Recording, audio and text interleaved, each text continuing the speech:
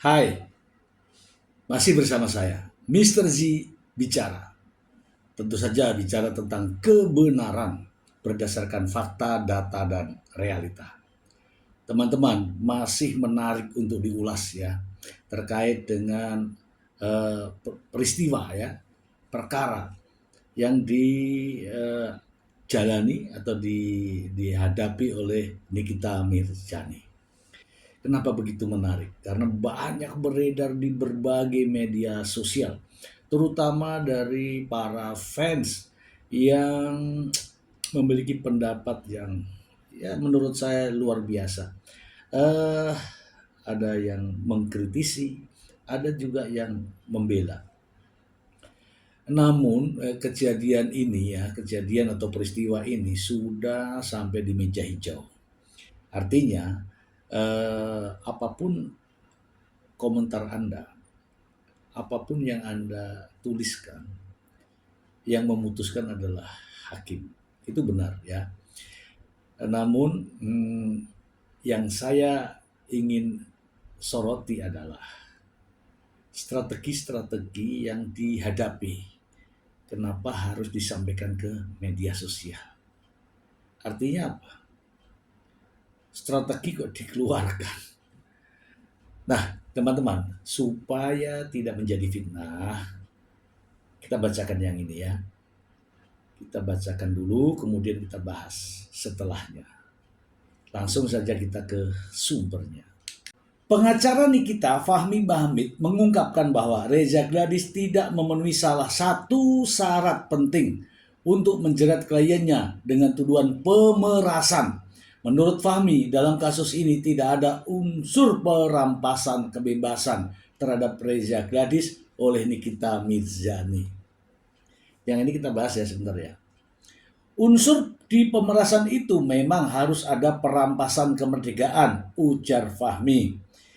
Dikutip dari YouTube Richard Lee, ia juga menuturkan bahwa sejak awal Nikita selalu dikenakan pasal pemerasan, sedangkan kasus ini saja berbulan-bulan itu pasalnya selalu pemerasan.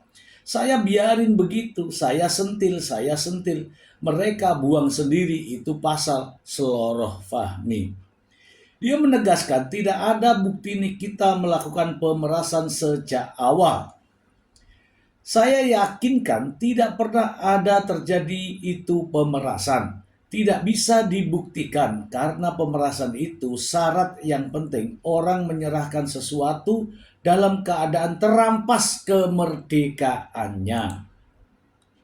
Lebih lanjut, Fahmi menjelaskan bahwa Nikita sebenarnya hanya diminta untuk memberikan ulasan positif terhadap produk milik Reza Gladys. Menurutnya, hal tersebut merupakan bagian dari kerjasama endorse. Garis bawah ya. Namun setelah menerima pembayaran sebesar 4 miliar, Nikita enggan mempromosikan produk tersebut karena belum dilakukan perbaikan pada produk yang dimaksud. Dalam kesempatan yang sama, Richard Lee menyatakan bahwa dirinya belum pernah melihat Nikita memposting promosi produk tersebut. Bahkan menurutnya, Nikita justru sempat terlihat kesal terhadap produk Lavitja milik Reza. Lah, kenapa seperti itu Bang? Kan kalau misalnya dibayar harusnya dipromosikan, beber Richard Lee. Nikita Mirzani tak terbukti lakukan pemerasan sampai sang kuasa hukum lalu mengungkapkan bahwa ada syarat yang tidak dipenuhi Reza Gladys. Fahmi lalu menjelaskan alasan kliennya. Enggak, jadi sejak itu enggak ada lagi postingan Nikita menjelekkan produk Reza. Dia hanya memposting yang pakai jarum suntik, jelas Fahmi. Penjelasannya malah makin membuat Richard kebingungan. Artinya cuma tutup mulut aja, tanya Richard lagi. Fahmi berdalih ada syarat yang diajukan Nikita sebelum mengendorse produk Reza.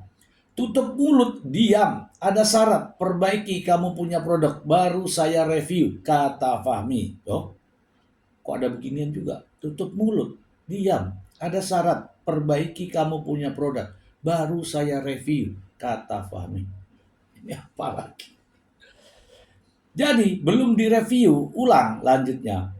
Jadi belum dipuji-pujilah kasarnya, sahut Richard Lee dibenarkan Fahmi. Ya karena ada, saat mau review saya minta, ya perbaiki dong, Anda punya produk.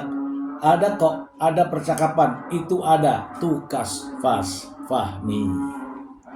Teman-teman ya, saya sudah bacakan semuanya ya, bahwa yang itu tadi ketika di podcast Richard Lee. Richard Lee yaitu seorang dokter yang juga berbisnis terkait dengan skincare. Intinya teman-teman tadi dibahas bahwa ada kaitannya dalam dalam pemerasan ini ada satu unsur yang harus dipenuhi, yaitu unsur adanya perampasan kebebasan terhadap Reza Gladys. Itu ya, satu ya. Jadi yang dimaksud di sini saya paham betul. Yang dimaksud di sini terkait dengan unsur-unsur pidananya. Dalam pasal 368 kalau itu terjadi itu harus ada kalimat alternatif ya. Kan banyak alternatif. Jadi ada kalimat merampas kemerdekaan, merampas kebebasan dan sebagainya. Tapi itu kaitannya dengan kasus ya penculikan ya atau penyekapan. Ya di situ ada perampasan kemerdekaan. Tetapi ini pemerasan yang mungkin ya metodenya berbeda. Tetapi Fahmi Bahmid sah-sah saja mengatakan ini, dimanapun sah-sah saja. Namun demikian jadinya itu kelihatan ya. Kelihatan apa? Kelihatan strateginya nampak. Sementara ini dalam proses persidangan. Strateginya harusnya disimpan, bukan dinampakkan. Kalau dinampakkan nanti pihak JPU pun akan membaca bahwa arahnya ke sini. Itu ya teman-teman. Sehingga strategi ini akan di-counter dengan strategi dari jaksa. Sebaiknya sebaiknya hal-hal semacam ini harus dihindari. Untuk apa menyenangkan fan dengan argumen-argumennya, tetapi strateginya keluar, bocor, sehingga strategi ini bisa dibaca oleh pihak jaksa penuntut umum. Itu ya teman-teman ya. Saya ingin menyajikan percakapan ketika podcast ya bersama Richard Lee sebagai berikut. Nikita Mirzani dalam kasus ini, dia merasa didolimi dalam hal ini. Dia seorang ibu yang punya anak 3 yang dia harus berjuang untuk dirinya sendiri. Dia diperlakukan seperti ini. Terus di saat dia bercerita bahwa dia sudah hampir sekian bulan tidak bertemu dengan anak-anaknya, itulah dia menangis di situ bahwa dia betul-betul ingat anak-anaknya. Dan dia bilang, Mimimu ini bukan pembunuh, bukan koruptor, bukan narkoba. Saya ini memberikan justifikasi seperti berbahaya, overclaim, paling enggak kan harus ada background pendidikan, Bang. Kalau overclaim, dia cuma ngomong jarum. Apalagi kalau berbahaya ini kan lebih tinggi lagi status. Gini, Bang, kompetensi, makanya saya balik lagi kompetensi. Kalau dia menilai produk itu overclaim, ya nggak punya kapasitas, Dok.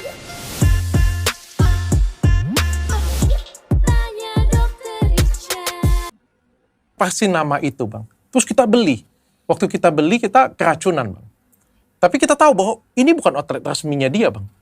Bisakah kita mengklaim itu ke outlet yang asli, Bang? Terus kita bisa tuntut outlet yang asli, Bang? Itu produk dari siapa, Pak? Yang kita persoalkan itu bukan penjualnya, Pak. Tapi kita membeli apa di situ? Iya, maksudnya kayak gini, Bang. Ini, Bang. Iya. Asli, Bang ya. Asli, Bang ya. Terus saya bikin outlet menyerupain asli, Bang. Tidak ada yang tahu ini asli atau palsu kecuali yang berpengalaman. Oke, Bang? Karena ini bukan outlet asli, sudah pasti dong tidak bertanggung jawab dong, Bang. Ya kan? Ini kan belinya bukan di platform resmi. Kalau beli di platform resmi kan enak, Bang. Kita bisa... Bagaimana bisa membuktikan itu beli bukan di platform resmi?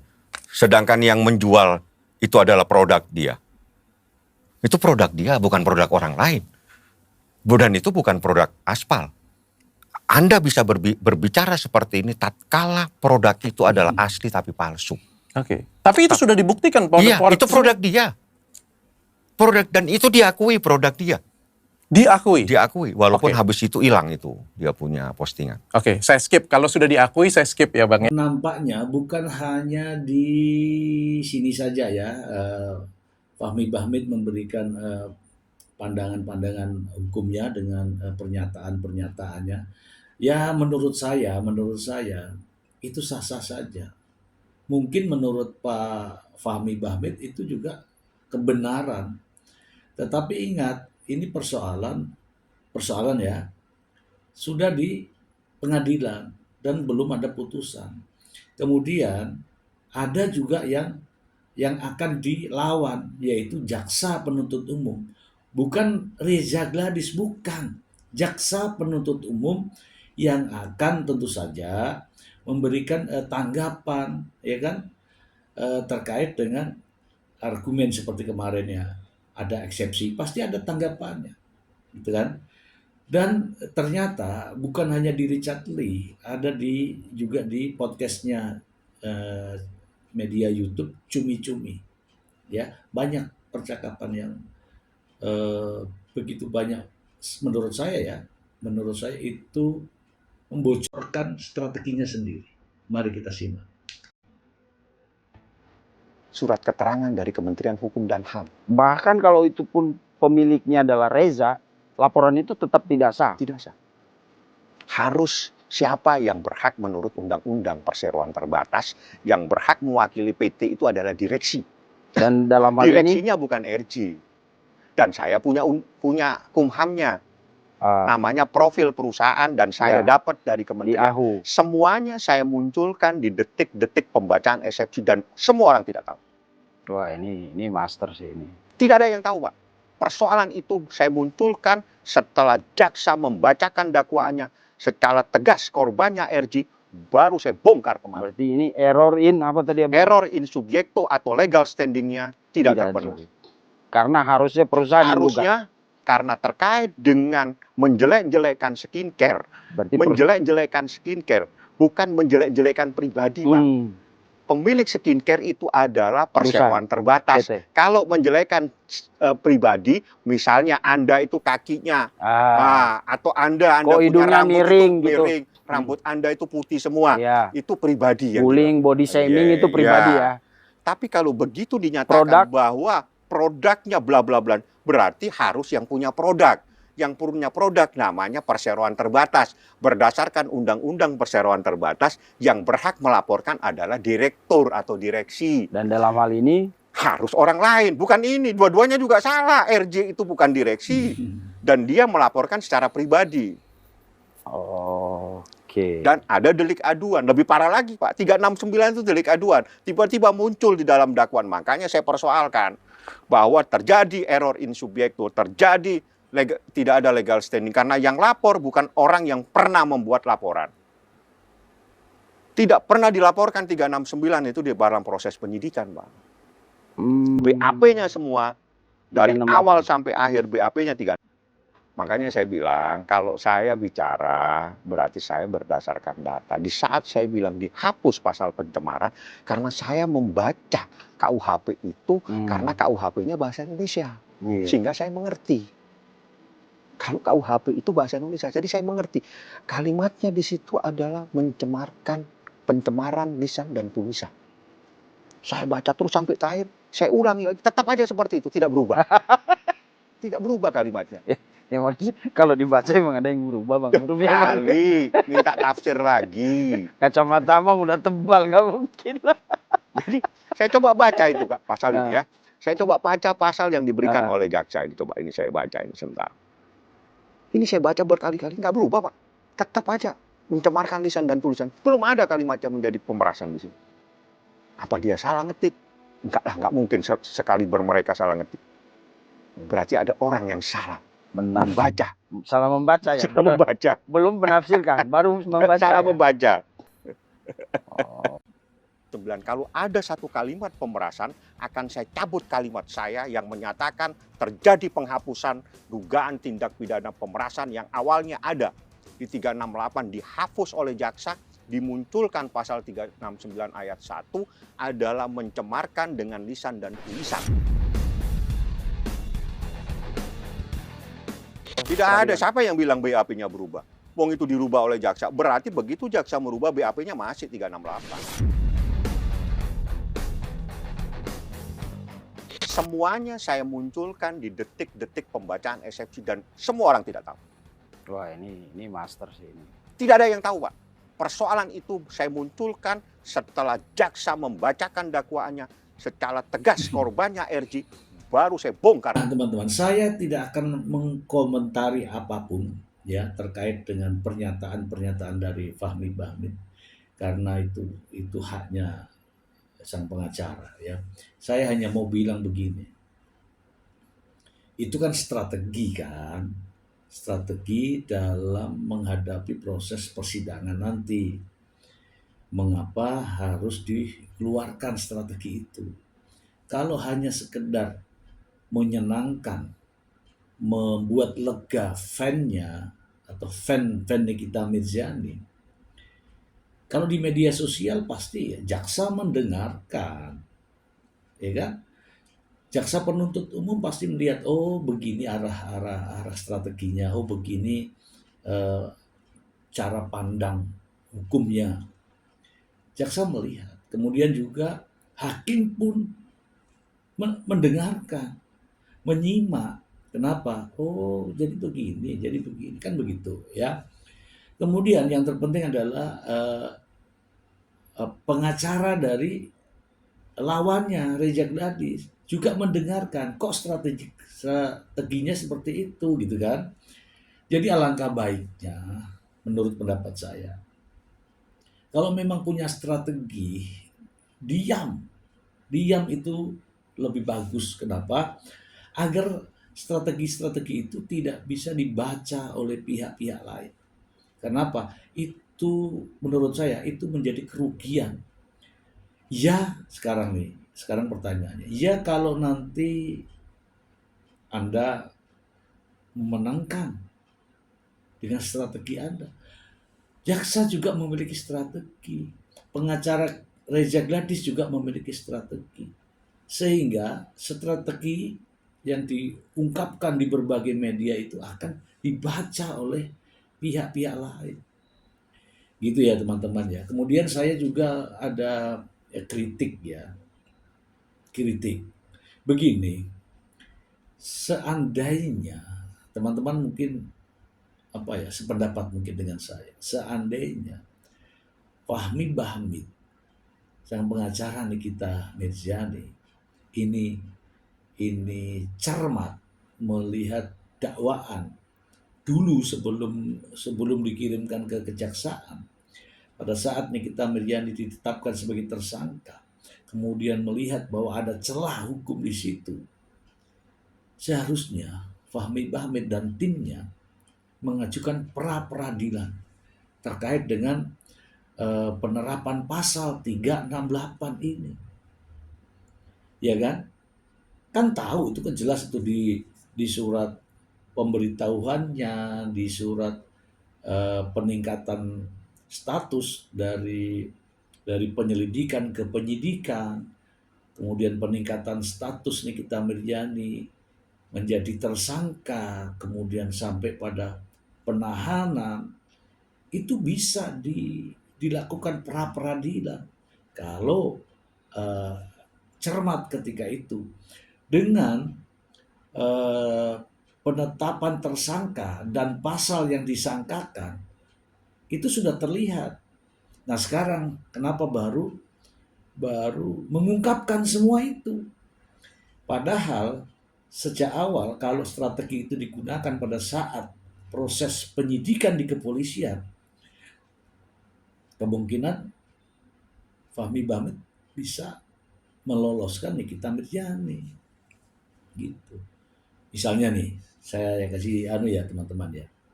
Misalnya terjadi pemerasan dengan pasal 368 KUHP. Pasal 368 KUHP itu harus ada ancaman kekerasan, harus ada kekerasannya. Padahal Nikita dan Mail pada saat itu tidak melakukan ancaman kekerasan. Harusnya Pak Fahmi Bahmid melihat itu. Waduh, ini kan bukan ancaman kekerasan atau kekerasan. Kenapa pihak penyidik menerapkan pasal itu? Gitu harusnya. Nah, itu bisa dilakukan ketika Fahmi Bahmid sebagai pengacara Nikita Mirzani melakukan upaya hukum, yaitu pra-peradilan. Tetapi tidak dilakukan. Sehingga Nikita Mirzani ditahan begitu lama. Dan pada akhirnya jaksa dengan kewenangannya, ya, jaksa memiliki kewenangan untuk itu, merubah dakwaan. Dengan dakwaan itulah yang sah di pengadilan. Tidak berpikir lagi berkas perkara. Berkas perkara itu hanya sebagai alat, ya, alat bukti. Tetapi dakwaan jaksa, ya, sesuai dengan amanah undang-undang, bisa merubah dari apa yang jaksa pelajari dan teliti terkait dengan berkas tersebut. Kalau nggak salah pasalnya 144 ya teman-teman, silahkan teman-teman bisa buka-buka. Nah, kemungkinan besar ketika Fahmi Bahmid melakukan upaya hukum dengan cara pra-peradilan, yakin menang. Karena pasal yang diterapkan berbeda dengan fakta, gitu loh. Kan ada pemerasan dengan ancaman kekerasan atau kekerasan. Nah, kekerasannya kan tidak ada. Kalau polisi menetapkan itu dalam proses penyidikan, langkah yang diambil satu-satunya adalah pra-peradilan. Kalau cermat saat itu, gitu. Ya, karena terus terang ya, saya juga mengalami hal yang seperti ini. Begitu pra-peradilan, orang tidak melakukan kekerasan, tetapi pasalnya dengan pasal ancaman kekerasan, lolos teman-teman, lolos. Hakim tidak bisa membuktikan. Karena apa? Ancaman kekerasannya atau kekerasannya harus juga dibuktikan. Oke teman-teman, jadi itu ya pesan saya. Seandainya nggak terlalu banyak bersuara di media, strateginya itu mungkin lebih bermanfaat. Ketika hanya untuk menyenangkan fans, seperti kelihatan bahwa ini perjuangannya, ini kan banyak yang komentar mantap, mantap, mantap Pak Fahmi, mantap Pak Fahmi, mantap Pak Fahmi. Oke, kalau itu hanya dinilai oleh fan. Kalau nanti di persidangan ternyata ada counter attack, bagaimana? Ya kan? Banyak kan contohnya. Seperti pemerasan dijadikan sebagai atau diganti dengan pencemaran. Itu kan hati-hati sudah, hati-hati. Kemudian ini kalimat tadi ada di berita ini ya, pemerasan katanya endorse.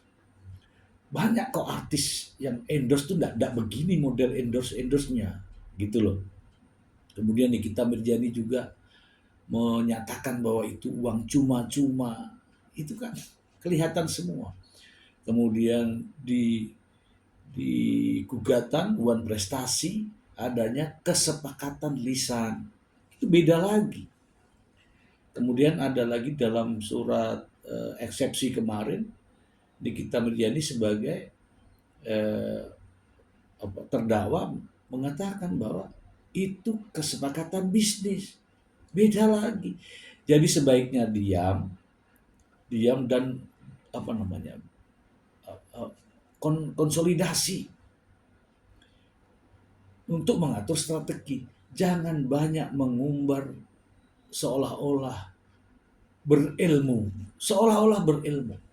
Ilmu orang lain salah semua. Itu yang saya lihat ya, itu yang saya lihat. Sebaiknya silahkan ya, lakukan perlawanan boleh. Untuk mengganjal dakwaan jaksa boleh. Tetapi strateginya jangan dibocorkan. Di berbagai media, di podcast-podcast. Hanya menyenangkan para fan-nya saja. Nanti kalau hasilnya nol misalnya. Kenapa? Mereka pihak-pihak lain pun menyiapkan strategi. Ya. Untuk apa? Untuk membuktikan Nikita Mirzani bersalah. Itu saja dari saya. Semoga bermanfaat. Terima kasih. Bye.